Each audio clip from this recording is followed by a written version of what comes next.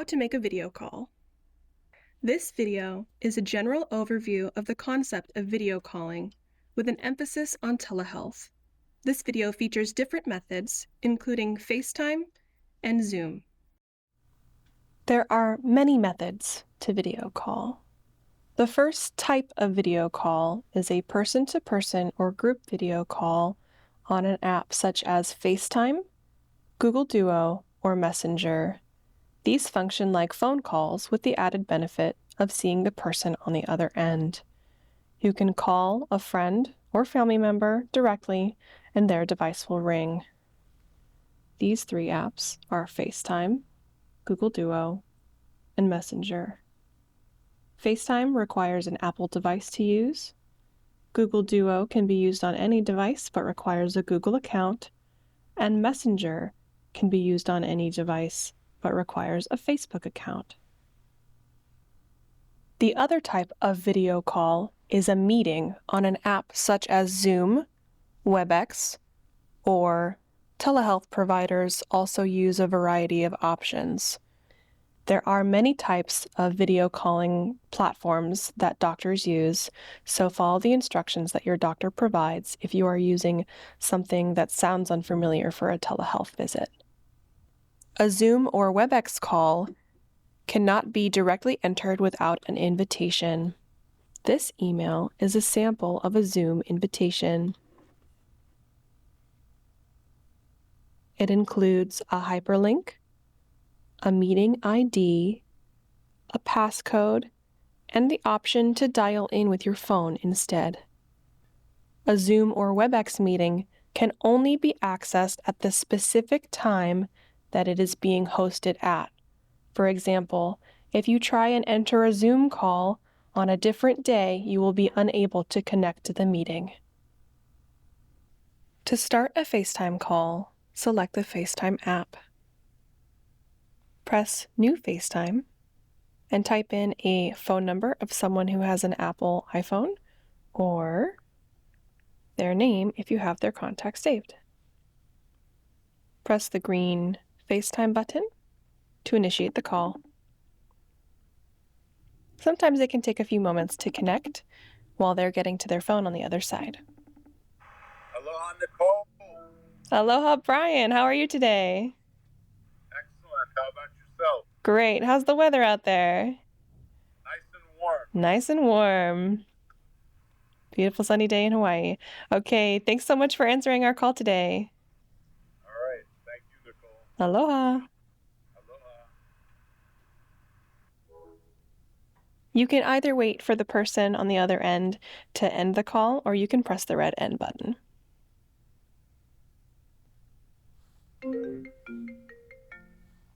This is what it looks like when someone is calling you. To answer the FaceTime call, you can either tap the green button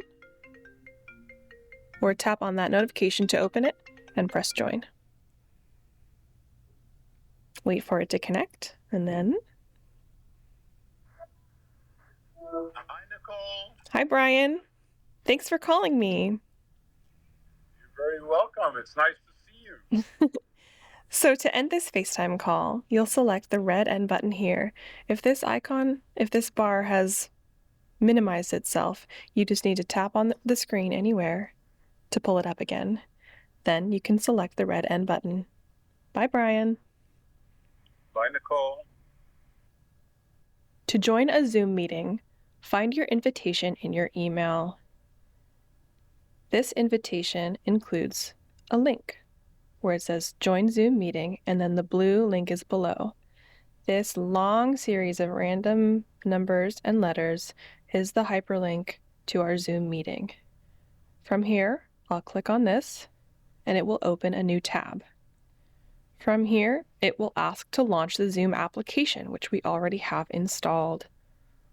When the application opens, it will automatically launch that Zoom meeting that we have an invitation to. This next page says the host will let us in soon. The host of this Zoom meeting has to press a button on the other side to let us enter. Once they have let us into the meeting, we will automatically load in.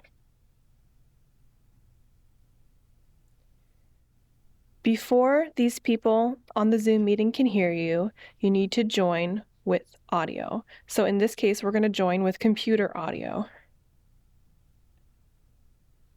Once your audio is connected, they will be able to hear you. In this case, my camera is off. The buttons on the bottom left allow us to mute and unmute and start and stop our video.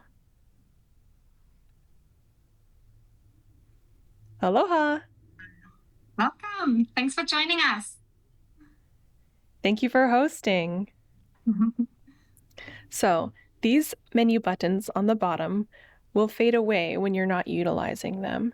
To make them pop up, you can move your mouse, or in the case of an iPad or iPhone, you can tap. This view allows us to see all participants. It's called Grid View. On the top right corner, you can adjust your view to see just the speaker or all parties involved. When you're in a Zoom call with multiple people, it's great etiquette to mute yourself so that your background noise doesn't interfere with others who are talking. On the bottom left-hand side, you can see the mute button to mute yourself. So now you can see all parties in this call have muted themselves. They have the tiny little red icon next to their name indicating that they've muted. So right now they cannot hear us at all. To unmute yourself, you push that button one more time, and then they can hear you.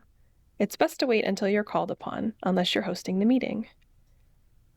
There are other options here that you can play with as well, including this option for participants to see the names of who is in the call, the chat to open a chat window and send a text message to everyone in the call, or a share screen option.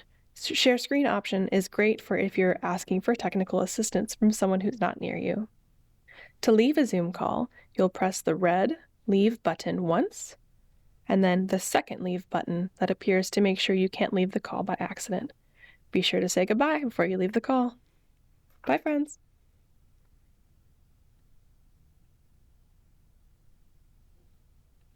When utilizing Zoom on a mobile device like an iPad or an iPhone, getting to gallery view is a little bit different. On an iPad, you can access the menu by tapping on the screen and switching to gallery view with this icon here. This will allow you to see all meeting participants. On an iPhone, you just swipe to the right to see all participants, and swipe back to the left to view speaker mode.